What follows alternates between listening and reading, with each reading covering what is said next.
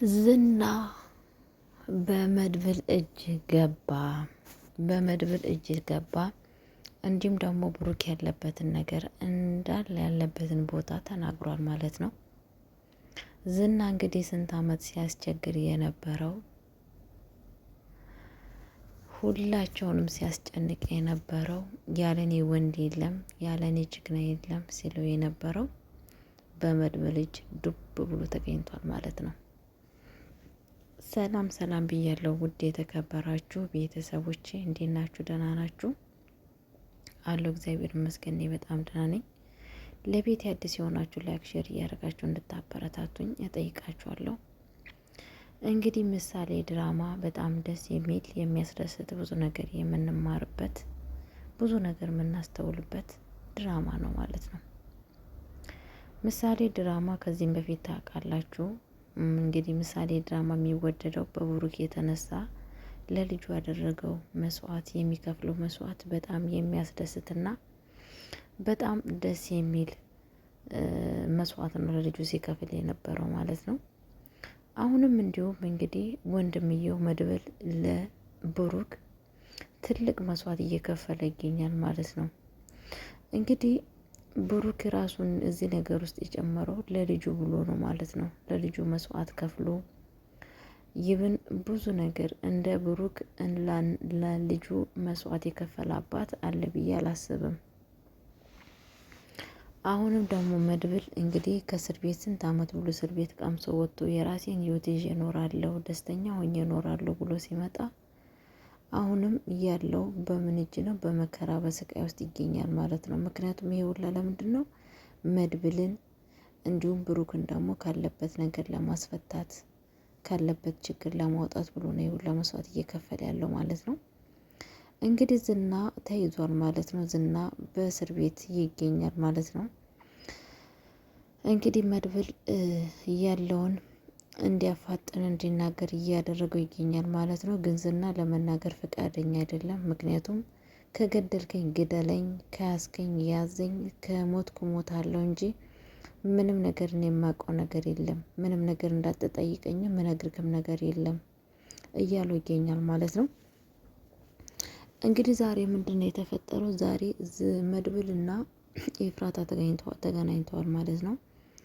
ኤፍራታ መድብልን እባክህ ልቀቀው፣ ምክንያቱም ዛሬ ሜላት ላይ ደውሎ የሆነ ሰዎች የሆነ ፌዛ ፌዘውብኝ የሆነ አግቦ ነገር ተናግሮ ሄዱ።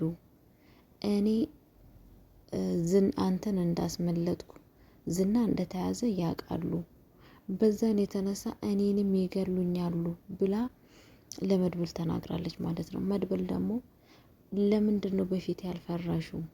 እኔ ለመግደል ያልፈራሹ ለምን አሁን ፈራሽ አላት ማለት ነው። አይ ዝና እኮ ጨካኝ ነው፣ እኔን ይገለኛል። እኔስ እንደማልገልሽ በምን አወቅሽ? እኔ እንደማልገልሽ በምን አወቅሽ? እኔም እኮ ልገልሽ እችላለሁ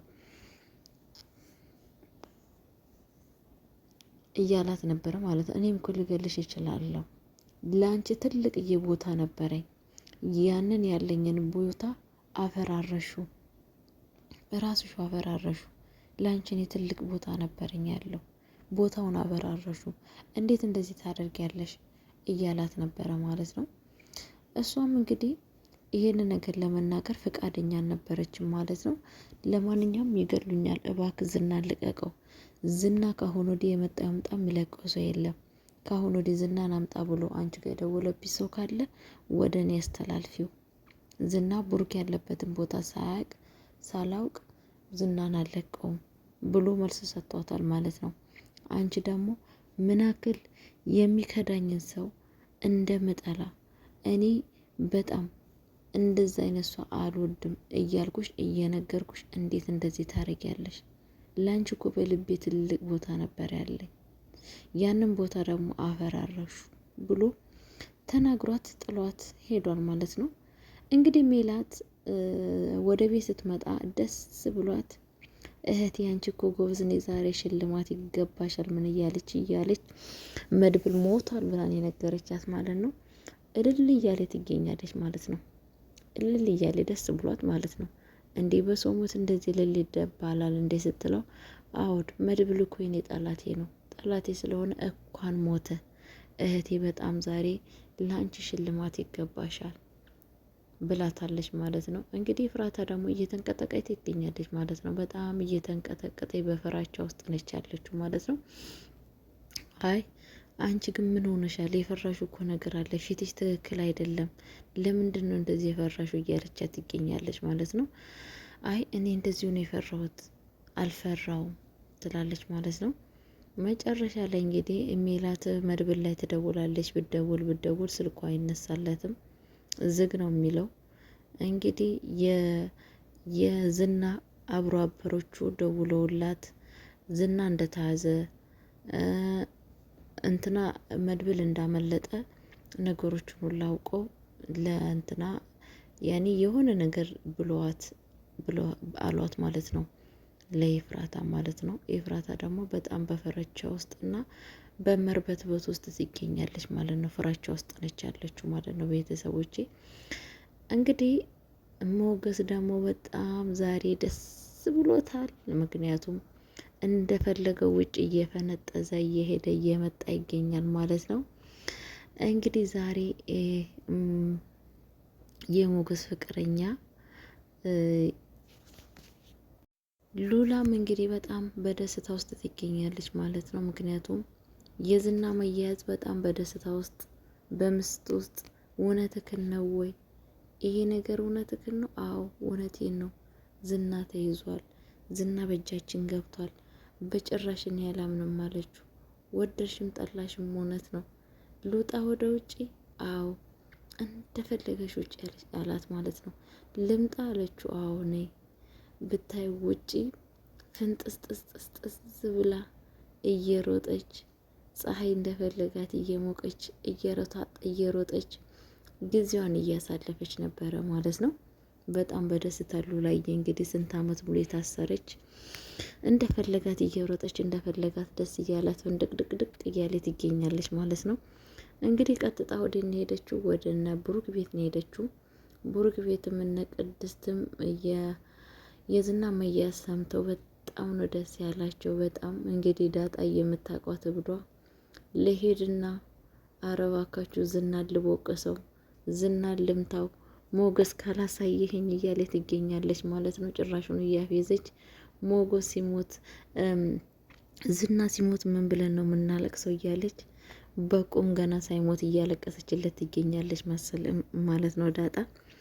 ዳጣ እንግዲህ በጣም ደስ ብሏታል። እንደዚሁም ደግሞ ቅድስትን በጣም ደስ ብሏታል። ሁላቸውም ደስታ በደስታ ፍንጥዝ ብሎ ይገኛሉ ማለት ነው። እንደውም እንግዲህ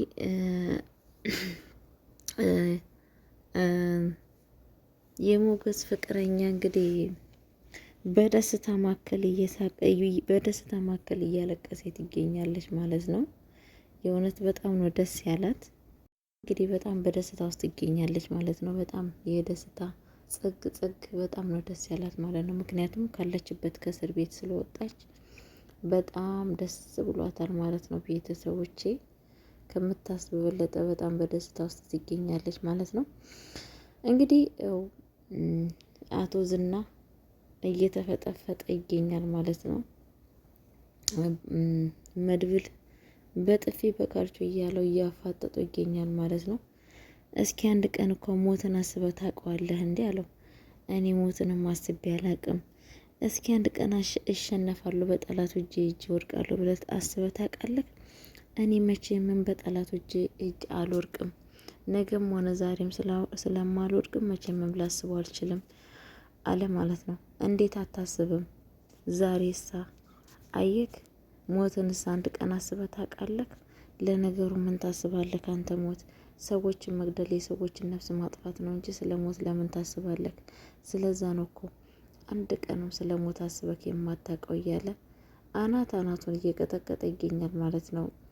ሞገስ መድብል ማለት ነው። እንግዲህ ዝና ለመናገር ፍቃደኛ አይደለም፣ ቡርክ ያለበትን ቦታ ማለት ነው። ግን ወዶ ሳይሆን በግዱ መድብል ይነግረዋል ማለት ነው። ምክንያቱም ቡርክ ያለበትን ቦታ ዝና መናገሩ አይቀርም መድብል ምክንያቱም በጥፊ በካልቾ እያጋጨው ልኩን እያሳየ ይገኛል ማለት ነው ቤተሰቦቼ። አቶ ዝና እንግዲህ ያው ዝና ተብዬው ምክንያቱም በጣም የሚገርመው ነገር ቤተሰብ መጨረሻዬን አሳምርልኝ ማለት በጣም ቆንጆ ነው። መጨረሻዬን አሳምርልኝ፣ መጨረሻዬን መልካም አድርግልኝ ብሎ መጸለይ በጣም መልካም ነገር ነው ብዬ ነው የማስበው። ምክንያቱም መጨረሻችን አይታወቅም ማለት ነው። እንደምታውቁት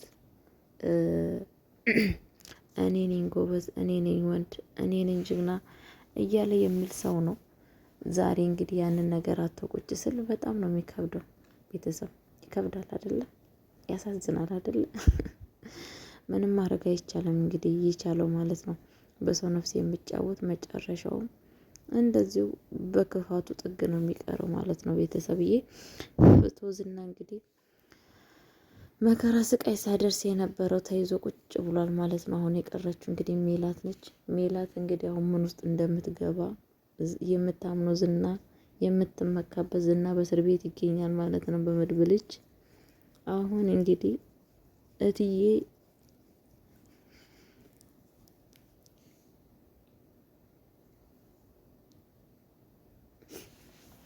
እንትና ምን ውስጥ እንደምትገባ ነው እንትን ያለኝ ማለት ነው። እና ሜላት ምን ውስጥ እንደምትገባ በጣም ነው እንትን የሚለው በተስፋ የሚያስጠብቀው ማለት ነው። ምን እንደሚፈጠር ያለው ነገር እንግዲህ ቀጣይ ቪዲዮ ያለው ነገር ሁሉን ነገር ሰብስቤ ይዤላችሁ እመጣለሁ ቤተሰቦቼ።